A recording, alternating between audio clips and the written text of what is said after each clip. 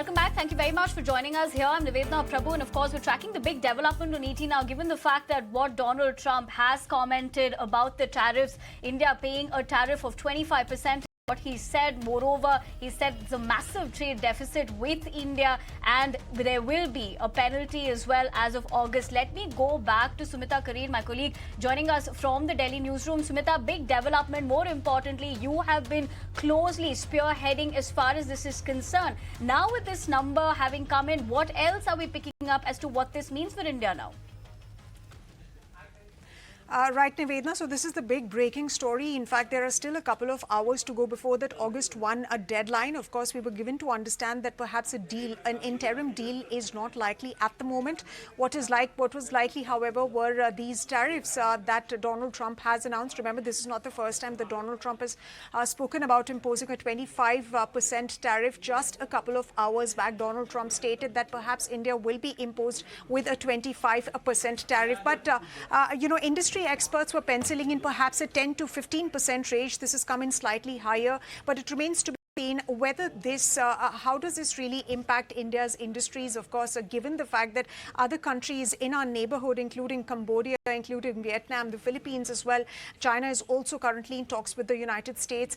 In comparison to those countries, the kind of disadvantages that India is going to face. But at the same time, let me also mention that negotiations between the United States and India are currently on. So, of course, the hope of the industry is that these tariffs are not going to persist for a very long period of time. And of course, a breather, a relief will perhaps come in, given the fact that we are expecting a team from the United States on the 25th of August to come in here and, of course, negotiate on the bilateral trade agreement, the first tranche of which both the sides are looking at finalizing by fall of this year.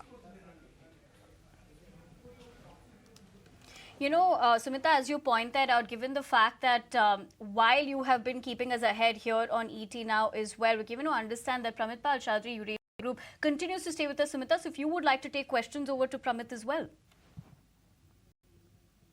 Thanks, Nivedna. Pramit, thank you very much for taking the time out and speaking to us here on this big story. We've had several conversations with you over the past few weeks, ever since, this tariffs policy by Donald Trump and the U.S. administration has been rolled out. My first question to you is, what are India's options right now? How do you think India is going to respond to, these 25% tariff that has been imposed on India? And what happens to the 10% baseline tariff that continues to be imposed?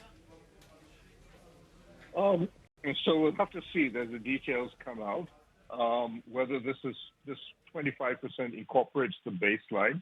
My sense is that given what other countries' experiences have been, this will incorporate a 25% baseline. I also see as I've mentioned, that given we're still in negotiations, that this is effectively a negotiating ploy. So it's not really the final word on the subject. This is more about Trump's irritation that India has remained steadfast or taken a very hard line on agriculture, which is a key issue for him and his MAGA vote support base. So the talks will continue. The sanctions, these effectively punitive tariffs will remain. But I see this as more as a negotiating ploy than the actual final position of the U.S. government. Essentially pointing out to the fact that this imposition of 25% tariffs should be read as a temporary, given the fact that, like I said, that sources are telling us that a negotiating team from the United States is expected to come in the second half of August, on the 25th of August. Do you think there's going to be a reversal, perhaps, of these tariffs? Do you think there's going to be some relief coming in when that team comes? That depends on the nature of the negotiations. The question for the Americans will be, has that softened India's stance? I personally don't think India will back down on agriculture, particularly on the two issues of soya and dairy, which I believe I'm hearing are going to are the two most difficult. But India could concede in other spaces as compensation. But these two will remain extraordinarily difficult, especially soya, because in many ways the agricultural concessions India has already made in nuts, berries, and apples don't address the farmers that vote for Trump. They address farmers in places like California and Washington State, which tend to vote Democratic, not Republican. Right. I want to also understand from you, Pramit, in terms of the impact that certain industries are going to face or feel over, perhaps a temporary period of time, and that essentially is the expectation that the industry has at the moment. But how are we placed when it comes to comparing? These tariffs with countries that have made deals in our neighborhood, that definitely puts us at a disadvantage. So the main exports that India produces that would be considered would have potential damage would be auto components, maybe electronics to some degree, not so much gems and jewelry, and not so much pharmaceuticals because there are very few countries that are in that space in generic pharmaceuticals. I think the long-term damage would be in textiles and apparel. If it were to continue. But it's hard to tell yet because we do not know what the final tariffs, for example, for Bangladesh are. Bangladesh is technically going to be facing a 35% tariff. But at present, we are at a disadvantage to, let's say, Vietnam, which is facing 20%. But in almost all of these cases, none of the tariff is final. They're still being negotiated. And so where exactly it finally rests, if you wish, is difficult to say in almost every single case, including that of India. Right. Right. So is that the best case scenario that India can work with, Pramit, given the fact that most of the deals that have been signed by Donald Trump, the kind of commentary that we've seen coming in from Donald Trump is not exactly set in stone? Exactly. These are, and I would add that in my view, given the nature of Trump himself, where he tends to see tariffs as an instrument of negotiations or pressure on almost anything, not just trade, but including foreign policy and so on. There will always be a certain degree of uncertainty regarding where the tariff policy lies. Because keep in mind that Trump, unlike in America, a trade treaty has to be done via the U.S. Senate. In other words, the U.S. Senate has to vote by a two-thirds majority in favor of the agreement, and it has to normally give what is called trade promotion authority, investing the power of trade negotiations with the U.S. president even before the negotiations begin. That has not happened with Trump. So he is effectively only passing an executive order when he announces a trade deal with a country. The executive order has no legal standing. It is not a treaty obligation by the United States. It is only an administrative understanding, which means it can be overturned by the same president at any point that he wants. It can and probably would be overturned by the next U.S. president. There is no obligation for anybody in America to abide by it. So anybody who does a trade agreement with America right now, in effect, is looking at a temporary agreement that may last, that may not last. And almost every government knows this. There are some governments that have estimated that 50% of the agreements or the clauses of such agreements that Trump has signed will not be in existence in the next 2 or 3 years. Right. But Pramit, do you think India can perhaps, of course, it's been negotiating from a position of strength, from a point of strength, and it has maintained certain red lines which cannot be crossed, for example, in the cases of agri, dairy and GM crops. In fact, we've also been told by sources that with respect to several other FTAs and several other deals that we've done, we've not crossed the dairy red line. So that is going to remain persistent. But, when we come to that August 25th date when a US team is going to arrive here, what will negotiations center around? Is there going to be some negotiations with respect to buying of more energy, for instance, from the United States? Because Donald Trump has categorically and clearly mentioned in his tweet that buying oil from Russia, buying energy from Russia is not really going down well with the United States. This is not the first time as well that the United States has, of course, expressed dissatisfaction and discomfort over Russia-India ties. I don't think the Russian oil is a serious issue. In the trade negotiations, it was not something the American negotiators raised. That is Trump's attempt to portray what he is doing in a certain moralistic line. India had already agreed that we would buy more LNG from the United States. The problem has been that America doesn't have any excess LNG to supply us for at least another 5 to 6 years. American oil, we have basically always said, if you're competitive against Russia, we're happy to buy your oil. But it doesn't actually make sense to ship oil from America. It's simply too far away, though we do buy some. What we will be doing if we don't buy Russian oil is to buy from the Persian Gulf, which happens to be next door. But it's about price.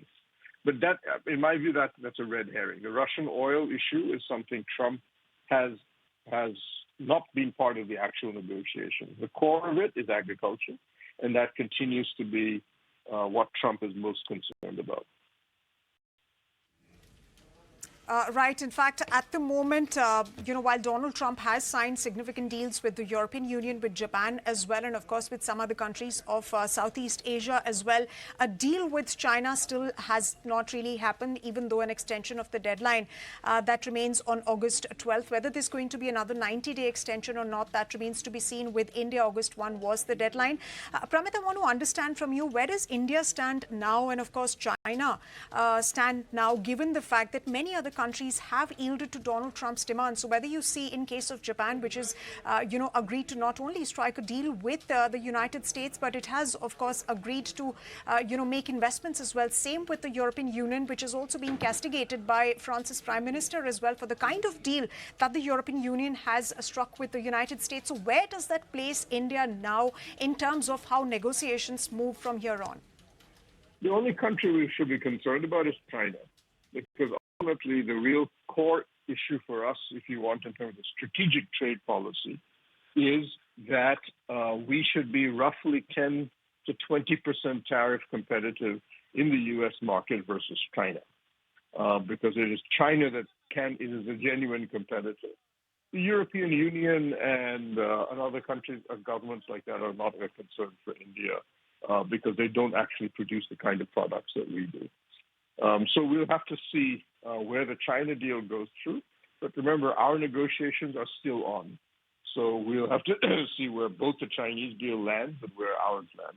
But it is effectively the tariffs of China, Southeast Asia, and some of our neighboring countries that we will be most concerned about, not of the EU or Japan. Okay. Okay, all right. Pramit, thank you very much for taking the time out and joining us here live on ET now on this big story. I'm told, ladies and gentlemen, that we are also joined by Manoj Joshi. Mr. Joshi, thanks very much for joining us here on ET now. Donald Trump has announced 25% tariffs, and of course there's going to be, additional duties as well. What are India's options as of now?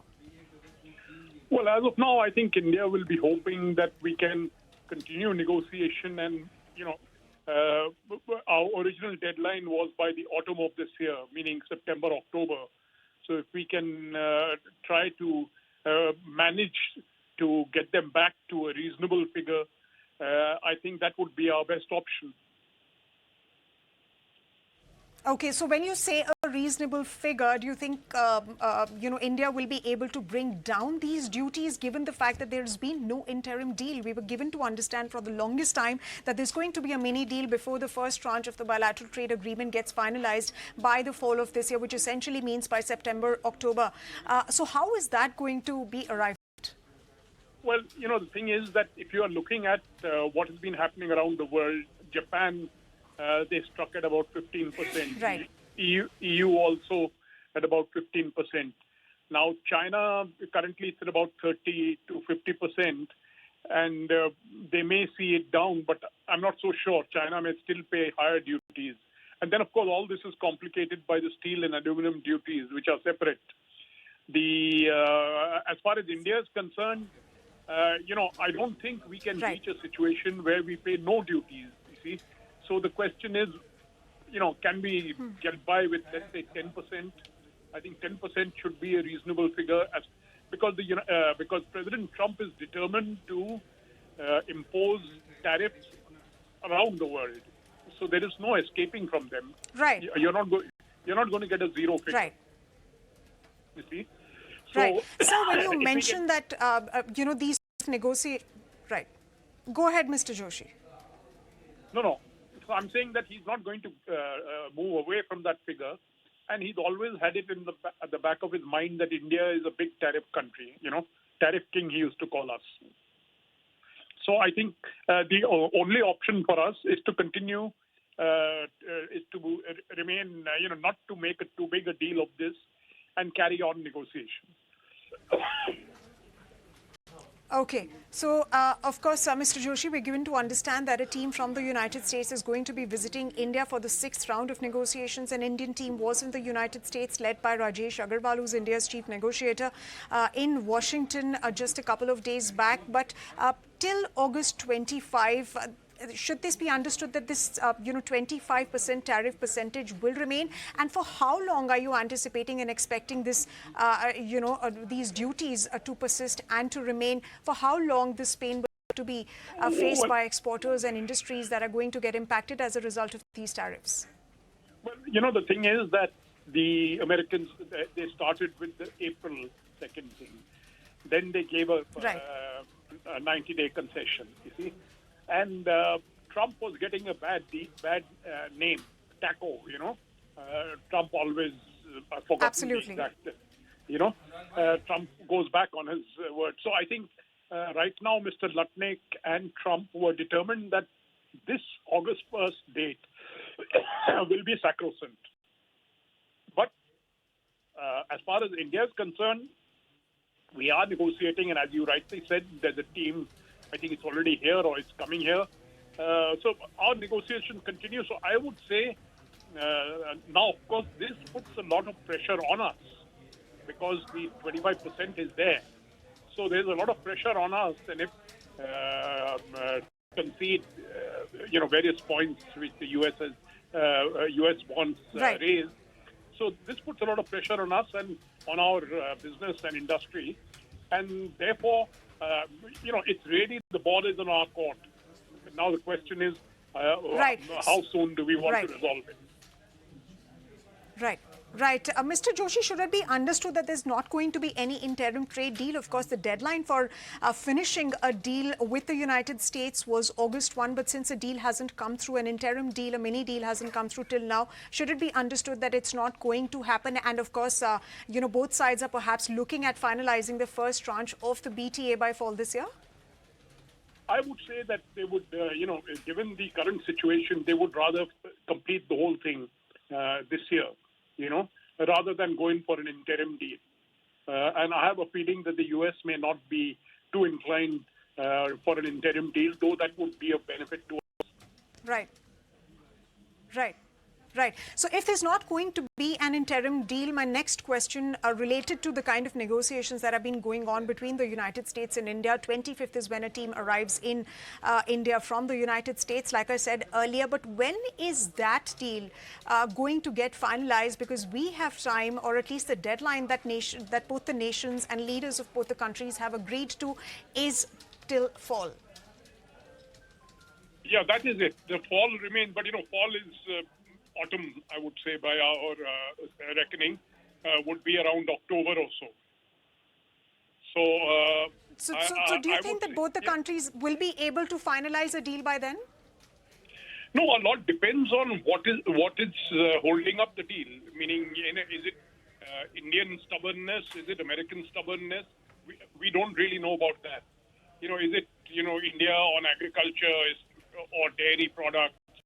Is the US insistence on that? Because these are matters of negotiation. So there could be some very minor thing holding it up. So we really don't have a clear idea as to what the situation is right now, where it's held up. So it'll be very difficult for me to comment on that. Absolutely. And Mr. Joshi, we've been given to understand that challenges have emerged. Of course, talks were going in a positive direction. However, India has maintained its stance that it's not going to compromise on any of the red lines that it's maintained, whether it's related to agri-dairy. We're given to understand from sources that e-commerce is also one sector. Auto also, India has been, of course, trying to protect. But the key red lines remain agri-dairy and GM crops. And of course, that does have a major impact on the agri sector in the country. And India wants to protect the farmers community, the overall agri sector as well. So let me ask you now, what's the best case scenario that India can work with right now, given the fact that not only do we have a 25% tariff, but of course, Donald Trump has stated in his tweet on Truth Social that there will be a penalty over and above this 25% tariff. So what's the best case scenario that India can work with now? I think, in my opinion, India sometimes comes up with too many red lines. So they really have to see where they can, because the challenge is on us. We are accused of being very high tariff country. And the United States is not the only country which accuses us of being a high tariff country. Now, the question is, at what point do we compromise? To what extent we compromise? The real challenge is for us. And don't forget, there is a huge asymmetry between us and the United States. You see? And so, to use a very crude term, beggars can't be choosers in some circumstances. So India has to find a way out. That's my viewpoint of this. So I'd slightly disagree with you on that front, given the fact India has deals going on with multiple countries. We have signed FTAs very recently with the United Kingdom. We have bilateral trade agreements going on with several countries. And definitely, it is an expectation that Indian exporters will find other markets. There will be a diversification strategy in place by exporters. But on that note, thank you very much, Mr. Joshi, for joining us here on ET Now. Ladies and gentlemen, we are joined by another guest. Anurag Singh from Ansett Capital is joining us. Anurag, always good to have you on our shows. Your first thoughts on this tweet that's been put out by Donald Trump, 25% tariff penalty for India, and on that there's going to be a penalty over and above that. Sumita, good evening. Hi, thank you so much for getting me on the program. Always a pleasure. Sumita, look, I think the writing was on the wall. Because, look, right off the bat in April, I think Scott Bessent pretty much said that India could be first off the block for a deal, right? It was then April. And we all thought that probably India can send a bold message to the world that it's really open to a liberal way of doing business. That didn't happen. And now we are at a point where almost everybody else has done the deal. At least every major bloc has done the deal. And, rest of them have got the letters, right? So the point is, a threat is not a threat unless it is executed. So, people were talking about Taco Trump and he always chickens out and he gives up. But at some point in time, he also will have to pull the trigger, right? Otherwise, people won't take the threat seriously. In any case, I think it's not that big a deal. Just service exporter. And as long as services are fine, I think India does pretty well, right? All our IT, tech services, global capability centers, that is where the strength for India is. Goods was just about 35, 40 billion. And if it is tariff, that's okay. And amongst the US scheme of things, India is 10th on the line on the level of imports, right? So it's not that big a deal there also. But I think having said this, Sumita, I have also a couple of questions here. Questions in the sense that, look, we have been going through this discussion and hearing from the government all the while, where the narrative changed from, yes, we are open for business, to India will not be a pushover, right? Tesla is being sold in India at 70% tariff. So, I heard the earlier speaker and I liked that he put it, that India has too many red lines. But I would let you to maybe ask me a counter question because you disagreed over there, Savita. Right. Anurag, we'll have to see how exporters are looking at absorbing, the pain that's going to be caused. At least a temporary pain is what the industry is expecting at the moment. But I want to ask you about markets. How are markets going to react tomorrow? Were investors, and of course, were you expecting a tariff to the tune of 25% to be slapped on Indian imports into the United States?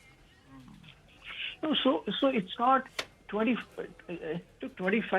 is just 5% over the norm usually, right? So I don't know what the penalty means. I think that is probably something which will be that's probably still open for negotiation. But, in any case, the best deal anybody got is, look, European Union was supposed to get the best deal. They also could not, they ended at 15%, right? Whereas they will be pretty much be open for U.S. companies. So 20 was anyways the norm. Okay, India will get 25%. I think markets have already absorbed this, Indian markets I'm talking about, Sumita. I think they are already absorbed this. It is not that big a deal. Look, 40 billion for India, also in an economy of nearly 4 trillion, it's 1%. And if that is tariffed, that's not a big deal, right? Look, ultimately, I would say it's a choice Indian government has made, right? And that's fine, right? As long as you make a conscious choice, it is fine. That you don't want to open agri, dairy, don't want to open mass market, you don't want to open luxury. I spoke about Tesla. You don't want to buy defense from US. Then I think if you got to face some bit of tariff, that's fine, right? So it's a conscious choice. Markets have priced that in. It's not a big deal, and I think people already expected that, right? Absolutely, Anurag, and that's in fact incredible that the Indian government is looking at maintaining those red lines. It's not ready to compromise on its agri, dairy, and GM crops segment, given the fact that there's going to be an impact on people who are employed in these sectors, and of course, agri constitutes 15% of the GDP, and of course, it's going to have it if India decides to open up the agri sector. That's going to have a terrible impact on the farming community as well. India is looking at protecting that community. But let me ask you, which sectors do you anticipate are going to have an impact when the markets open tomorrow? No, I think for the last 1 week, markets have been pricing in. Look, so I think what was it? I think there were a bit of generic pharma that India used to export. Then there are gems and jewelry. Then there is auto components, right? I think auto components might have a bit of hit unless they've already priced in this low tariff, but there might be a little knee-jerk reaction to start with. Between pharma and auto components, I think that's where most of the listed companies are, and maybe a bit of gems and jewelry. I think that's where the reaction will be. These are the sectors to watch out. Marginal though, I think, because they've already been facing the correction. Right. Right. So, Anurag, what should be the near-term strategy for retail investors, for investors overall, amidst these very, very turbulent times, and of course, this turbulence in the markets on account of this US-India deal that's going to persist for some time, given the fact that August 25th is the date when a US team arrives in India for negotiations. But how soon will those negotiations finish? How soon those negotiations conclude in a mutually beneficial bilateral trade agreement? That remains to be seen. So, what is the near-term strategy for investors? Yeah. So investor strategy is basically, so India has two kinds of investors. One is SIP investors who will continue to follow their, discipline of SIP, just that they need to asset allocate correctly. Most of the people are asset allocated mostly, in small and mid caps. They need to kind of balance it out. And plus, I think they need to have some, good 20%, 25% debt component, because equity doesn't always go up. Other investors, I think, and the message even to the SIP investors, Sumita, has been constantly, and for the last 1 year, I've been constantly at it. Look, let's combine it also with the trade deal. India is a domestic leading economy. It doesn't depend on external trade. So IT is one side which is taking a heat, but other rest of it is India's largely domestic market. So I think so sometimes we are independent of what happens in the globe, but now it is more true than ever. So domestic investors will need to focus on, they have to mentally adjust their expectations that the returns for the next couple of years in the market may not exceed single digit, because we have had very good for last 5 years. And I think that's the trend of the market, right? So as long as those expectations are set, that don't expect more than single digit return, 8, 9, 10% at best, right? Then I think investors should be fine and last this period of absorption. This is a period of absorption where last 5 years, earnings have been tremendous. 20% in Nifty level and 30% in mid and small cap level. Those earnings never sustain. History has been, an evidence to that. Right. So those phases come in and go. So I think that's the limited message, that set your expectations to 10% for the next couple of years, including this year. That's right. all. So All right. So set your expectations right, and returns may not exceed single digit, and that's essentially what you're stating. Meanwhile, you're also stating that tomorrow, when the markets open, there's not going to be a significant impact, given the fact that investors have been pricing in, the markets have been pricing in turbulence that's related to Donald Trump's tariff strategy. Anurag, let me ask you one more question. With respect to these negotiations that we're going to see, or the negotiations that are currently going on, and with what we've seen with other countries, for example, with the European Union, with Japan, with Vietnam as well, there's been a significant component of manufacturing or investment that Donald Trump has merged when he's decided to reduce these tariffs. Do you think that is going to happen with India as well, and perhaps we'll see some sort of an announcement being made on that front? What kind of announcement, Sumita? If you can just clarify the question, please.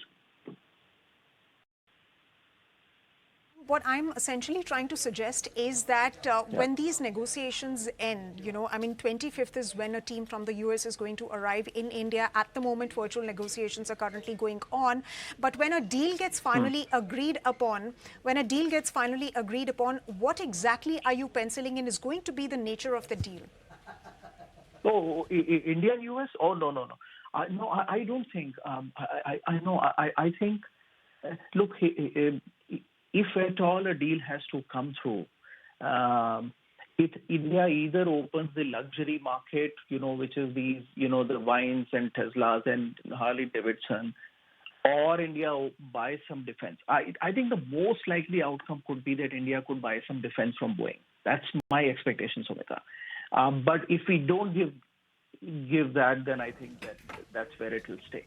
So otherwise, I think I understand, agree, mass market, dairy, India will not open. That's my hope. Right, Anurag, thank you very much for taking the time out and speaking to us here on ET Now. As far as defense is concerned, we did see an agreement being signed by both the countries, both the countries, when the External Affairs Minister, Dr. S. Shankar, was in the United States. Thanks very much once again for joining us here on ET Now, Anurag. Ladies and gentlemen.